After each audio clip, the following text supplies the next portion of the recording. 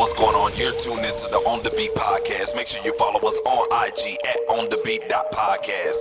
This is your boy Supa Mario, and you're tuned in to the On The Beat podcast. Let's go. Yeah, you on the beat, talking on the beat, learning on the beat, watching on the beat. Get your skills up, won't you listen up? Yeah, you tuned in live, yeah, you on the beat. The Beat Podcast. On the Beat Podcast. On the Beat Podcast. On the Beat Podcast. Yo, what's going on, man? This is your boy Supa Mario. You're tuned into the On The Beat podcast. It's been a while since we did a solo podcast, man, but we here, man. We are here, man. What's good with y'all, man? Oh, bro, it's been an exciting ride, man.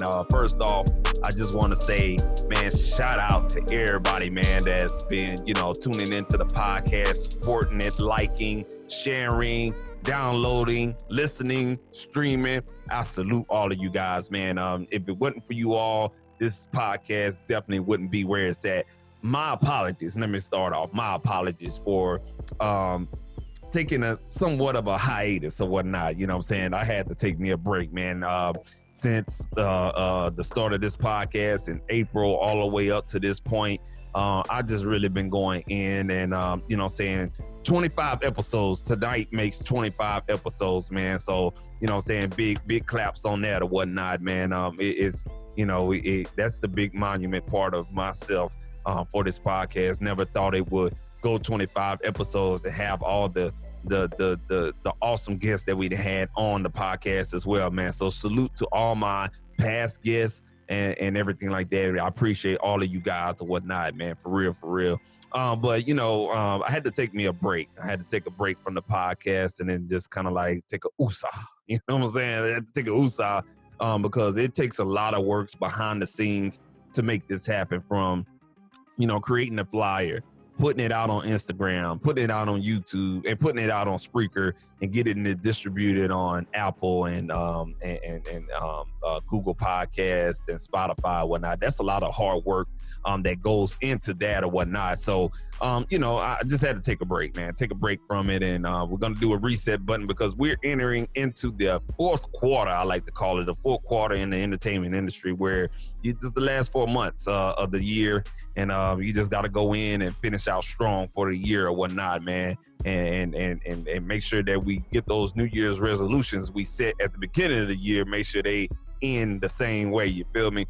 So that's just what that is right there, man. So tonight we're gonna be talking about 4 creative ways to manipulate your samples. A lot of times us producers, producers and beat makers, we're using samples, whether it be off of record or something that we download on YouTube or download off of YouTube, or however you get your samples, whether it be a sample pack, a construction loop, or a loop pack, or just sampling somebody playing, or whatever the case may be. Even though you grab those samples, there's always some way you can manipulate that sample, change it up. We have a lot of producers and beat makers that get lazy with the sample. Okay. You don't want to get lazy with the sample. You understand what I'm saying? You don't want to do that. You want to manipulate the sample and give it its own flavor. Change it up. That way no one can know that it's a sample. You know what I'm saying? Now, a trained ear gonna know that's a sample. The way you cut it and how you started, like I can't. You'll know that's a sample or whatever case may be. But the sound of it, you want to change it and manipulate it and mold it into something of your own creativity, and really kind of like shape it as well to fit with other instruments you accompany with that sample as well, man. So we're gonna run through 4 different ways that can really help you guys out, man. So that's what we're gonna talk about tonight, man. I hope you guys been doing well throughout this COVID-19 situation, and I hope you guys are just faring really, really good throughout the situation. It's been a hard year for everyone or whatnot, and I just cannot imagine you guys dealing with all of this or whatnot. But Just stay strong, man. We're going to end it out. We got elections. Hopefully we can vote that orange-haired motherfucker out of the goddamn presidential office. That's a whole nother topic of conversation right there. But he's just really not been good for the United States for the last 4 years, man. And we just need a change. And because he's definitely has created a lot of divide to this or whatnot, man. So we're going to go ahead and get into that topic, man. I just wanted to touch on that, okay? So I kind of broke down, saying you guys is on, how you can, well, not break it down yet, but, saying just kind of went over, how you guys can, take advantage of, taking advantage of manipulating the samples or whatnot. There's a lot of beat makers out there nowadays. You can't say there's emerging. I mean, it's competition out there, it being a producer or a beat maker or whatnot. And you have to learn how to design and curate samples into your own and make it your own to make your own unique production. And, if you're just getting into beat making and music production or whatnot, and about sampling and everything like that, this is not one of those situations where you will be like, oh, I'm gonna get away with this. Okay, you don't want to do that, not at all. Okay, you don't want to do that. You don't want to get away with just executing a sample and putting the drums behind it or whatnot. Okay, you don't want to do that. Okay, shout out to my iPad right here, man. Beat maker always, no free beats. Always beats on deck, cook up. So I had to put that right there because we're gonna get it in or whatnot. But we definitely want to, you want to change up, how you make your beats. And I noticed that with a lot of producers that they get comfortable with, I'm gonna cut the loop, I'm gonna loop it, put some drums behind it, and move on to the next. It's more than that, okay? You can't get lazy with sampling. You have to take it to the next level. You have to make that sample sound different from the rest, okay? Now, how would you make it sound different from the rest, Rich? Well, we're gonna talk about that, man. We're gonna talk about that. As I load my notes up and everything like that, man, there's different ways you can do that. And, we definitely going to touch up on that, man. So y'all just give me one hot second as I load up my situation right here, man. All right, cool deal. So one way you can, manipulate your samples is definitely effects processing. Okay. Now, that could be something basic as throwing an EQ on there and filtering, cutting, boosting the sample to give it more of your own tonal character to the sample, okay? And, you could do that. It will add a sonic dimension to your particular sample, okay? Now, if you want to add more ambience and space to the sample, you definitely want to look into a good reverb or a good delay. Good tape delays will definitely work. Now, digital delay may not do too much, and you may have to come back behind that delay and do some EQ cutting and filtering and whatnot to make it sound more have more vibe to that particular delay or reverb, but you want to have a good vibey reverb or delay, something that has like a lo-fi vibe to it. Or if you don't have that and you're just using something like a stock reverb or delay, definitely look into doing kind of like doing more of a more of adding filters into there, so EQing that particular reverb and delay as well, okay? And also adding edge and grit to the sample. So throwing in like overdrive plugins and saturation and distortion plugins on there, that'll add grit. It'll add more, edge to it. Bring that sample more forward and just make it dirty. That's what you could do, with that. Reverb, delay, EQing, filtering, distortion, and overdrive. Those simple effects processes definitely would take the sample into a different approach and a different unique sound for that particular sample. So all you have to do is just basically experiment with that, okay? All right, now, and you could do other things like throwing a virtual guitar amp on it or something like that, just to throw it off. You'll be surprised that virtual guitar amps can add a different vibe to different samples, okay? And that has a little bit of everything in there. If you're using something like Amplitude from AK Multimedia or Slate's Overloud THU, or Empire out of Studio One, or the virtual amps that's in Ableton Live, you know, something like that.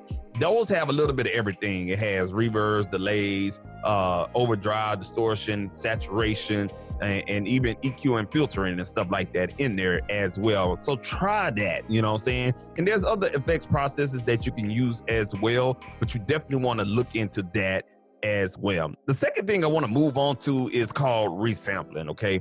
Now, resampling is a little bit of a useful technique when it comes into taking the original sample and re-recording it into, you know, a different thing. So let's say, for instance, you're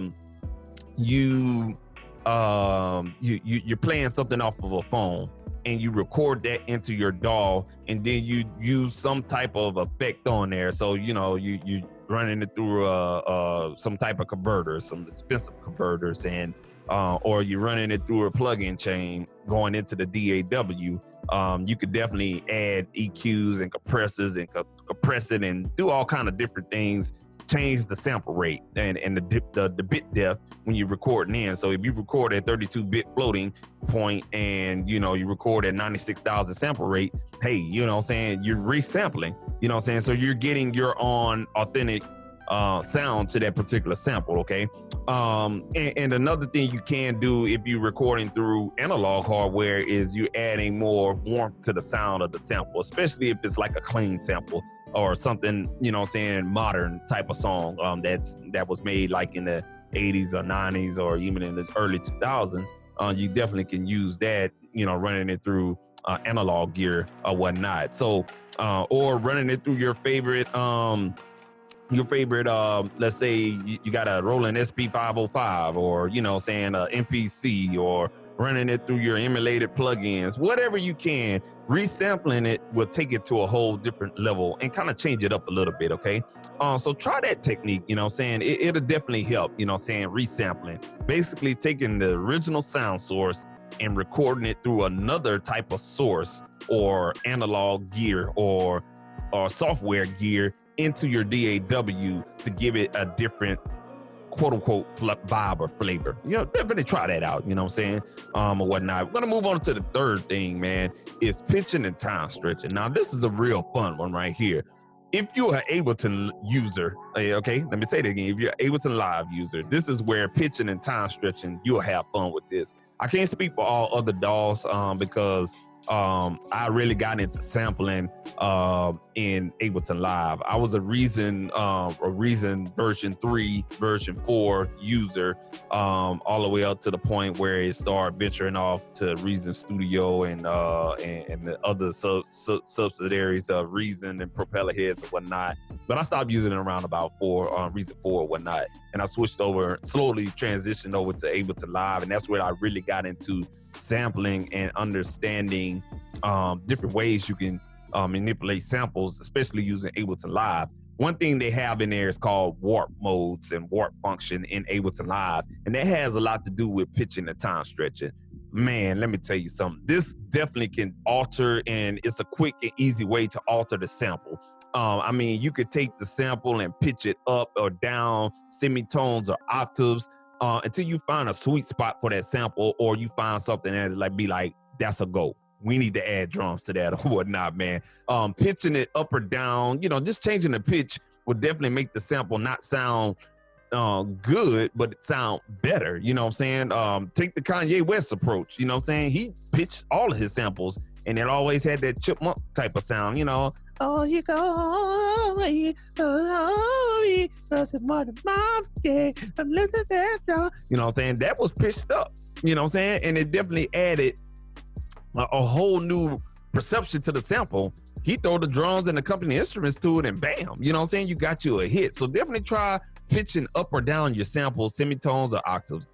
Definitely would add a different approach to your samples. Another thing is time stretching, man. Time stretching, man. It's a it's one of those old but new techniques that's been around for a while, especially like in the DJ turntables, or if you use the MPC or whatnot. You know what I'm saying? Time stretching definitely helped out. In Ableton Live, that's where that warp function really comes in at, the warp modes. And when we're using the warp functions and you get all your slices in Ableton Live, you definitely can, stretch those different slices and mix and mingle them or whatnot to get the sample on time the way you want it. And that's simply time stretching. And this basically what you're doing is kind of like you're altering the duration of that particular sample cut or that particular overall sample or whatnot, stretching it to make it, fit or make it shorter so you can do what you do, or whatever the case may be. Now, different, softwares and hardwares have their own time stretching features, unique features that they have. And I can't speak on all of them, but I can speak on Ableton Live. When you time stretch, it tries to keep the pitch as at original state as close as possible, man. And however you pitch the sample up or down, semitones or octaves or whatnot, when you time stretch, it'll try to hold that pitch in at 100%, you know what I'm saying? And I've been using Ableton Live for, since 2012. So that makes 8 years. I've been using it for a long time. And when you go into warp mode and you start stretching just like maybe like a second or a half a second of sound in between some slices, and you stretch that, and you'll hear the elastic or the time stretching in it. It retains the pitch and it's smooth, you know what I'm saying? And you're just stretching it to fit with those drums or whatnot. And it's hard to explain over a podcast, and that's definitely like a YouTube video. But definitely, if you're interested into Ableton Live's warp mode or warp functions, definitely go on YouTube and just type in Ableton Live warping or warp modes or warp feature, and you will get a slew of videos explaining that feature and that function in Ableton Live. But definitely check out on whatever you use. Definitely take advantage of the pitching and time stretching features in that particular gear or software or DAW that you use when it comes to manipulating your samples, okay? Lastly and not least, kind of goes into what we were talking about before, is chopping your samples, you know what I'm saying? Chop those samples, man. You know what I'm saying? We have a lot of people that have been good at chopping those samples. We talking about Knife Wonder, Jay Dilla, Ski Beats, you know what I'm saying? Kanye West, man, who else we could think of, man? It's a lot of producers out there that was just freaking awesome at chopping those samples and rearranging them, and stuff like that. So when you chop them samples and you rearrange them, it gives the beat a whole different vibe, and it's almost like you remixing that particular song, but you're not. Because when you chop that sample, you're chopping it into sections that you can play back at different times, if that makes any sense. And then when you rearrange it, and let's say, for instance, you chop a sample that's about 5 seconds long into 4 different parts, and they, you know what I'm saying, they go with the tempo of the song, you know what I'm saying, you can play those back on your keys or pads and really kind of like take those chops from that sample and make it an instrument within itself, if that makes any sense, you know what I'm saying? And it depends on the type of sampler that you're using. So in Ableton Live, again, I'm gonna refer to Ableton Live because I'm an Ableton Live user. You can use something like the Simpler, for example, and they have a slice mode in there. I think Fruity Loops, they have something called Slice X. Reason, they have Dr. Rex and stuff like that. Any other DAW, I don't know what they have. MPC is another one, the ASR10, old school buddy and stuff like that, the SP1200. Those type of instruments or whatnot, you have the ability to chop those samples how you want them, either by using time grid or, you know, the old fashioned by ear nudging the start and stop points or the loop points or whatever the case may be per pad. However you chop it in your gear, and rearrange it and play it differently, you know what I'm saying? That makes manipulating those samples 10 times more with all the other stuff I told you in the beginning. That makes any sense, okay? So, you know what I'm saying? Take the sample out of its original state, okay? I challenge you as a beat maker and producer never to find a sample, find a nice section, and then, you know what I'm saying, make a drum loop around it and be done with it. Don't do that, man. You know what I'm saying? Make it original for yourself. I challenge you, make it original for yourself. Learn how to chop that sample up. Learn how to process it. Learn how to pitch it up and down and time stretch it, and learn how to chop it real good and rearrange it and play it out differently as it is, or if it was an instrument or whatnot, you know what I'm saying? And that definitely depends on the type of sampler you use. A good sampler that's a plug-in, a third-party plug-in that's not built into anything is Serato Sample. Again, I'm gonna say that again, Serato Sample, man. I love that plug-in and I use it more and more and more as the days go by. I used to use Simpler in Ableton Live. There's a little bit of learning curve to it. Of course, I know how to use it, but other folks, they may not know how to use it, and they get a little intimidated by the Serato, the Ableton Live Simpler device. But it's a great device, but you know what I'm saying, when it comes to tempo sync, there's a little workaround you have to do with it. But Serato Sample, it detects everything for you. You can load up a whole MP3 in there. It'll tell you the root note for that MP3. It'll detect the BPM 100%. I never used Serato Sample and the BPM was off. Never. You know what I'm saying? And it always will sync with your DAW. So definitely go out there and check out Serato Sample, man. Very good VST, and it's worth that $99 that it costs. Whatnot, man. Another way you can do the chop and rearrange your samples is, you know what I'm saying, is it allow you to, well, let me rephrase that. Another way you can use your sampler that you're using to chop and rearrange is take advantage of reverses in that particular sample. So if you can reverse a section or reverse the whole sample, try reversing that sample. Try using glitches. Glitches can be in something like doggone Sugar Bytes Looperator or Sugar Bytes Tornado. You have Effectrix out there. Those are kind of like glitches. They'll kind of like chop the sample up and do some, you know, crazy stuff like, you know what I'm saying? It'll do something to give the sample more of its own characteristic, okay? And also automating the pitch. That's also good because you have pitch knobs in a lot of samplers. So you can always automate the pitch up and kind of let it go back down to its original state or to its original pitch point. And you can automate it going down at a certain point or automate it going up or whatever the case may be. But be creative, you know what I'm saying? Try different techniques. Don't ever be afraid to try different things when it comes to using your sampler, okay?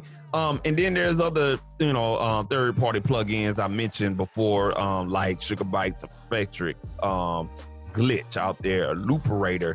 Those three right there, just to name a few, are great. Halftime, for example, Image Line Grossbeat. That was real popular in 2018 and 17, Grossbeat. So those type of plugins are really good for, you know what I'm saying, doing all kind of different manipulative things to the particular sample, man. So, I hope what I explained to you tonight definitely gives you an idea to how to manipulate your sounds and come up with something that you would like. If you kind of still confused on how to manipulate your sounds, do a YouTube search. You know, go on YouTube, you know what I'm saying, and look up what, you know, people are using when they're making their beats, especially when they're using samples. Peep out, you know what I'm saying, the plugins that they're using. Peep out the technique that they're using. Peep out what DAW they're using. Peep out what sampler they're using. That's the biggest thing, their sampler. Peep out how they're sampling.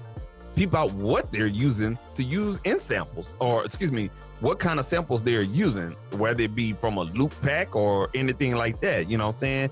Another plugin I want to throw out there is Drip from Kyle Beats. I think that's his name. It's called Drip, D-R-I-P.